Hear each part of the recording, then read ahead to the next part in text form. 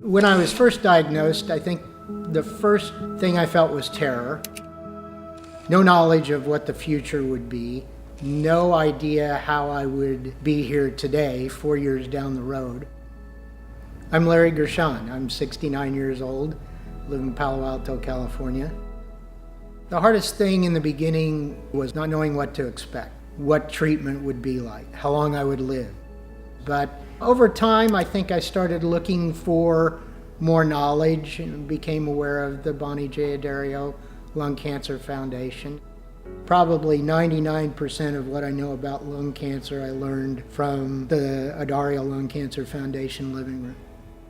Knowing that through genomic testing they can find what's causing my cancer to grow is very comforting and very, very intriguing. It gave me a lot of hope. When I was initially diagnosed, the doctor did do testing, did show the EGFR positive. At that time, there were no targeted therapy drugs, so my first treatment was chemo. While I was on my first 5 rounds of chemo was when the first targeted therapy drug was approved for EGFR. Targeted therapy drug is very different from chemo. The one I'm on now, there are minimal side effects. I take the 1 pill every night, and that's it. I'm feeling as well as I have since I was diagnosed 4 years ago.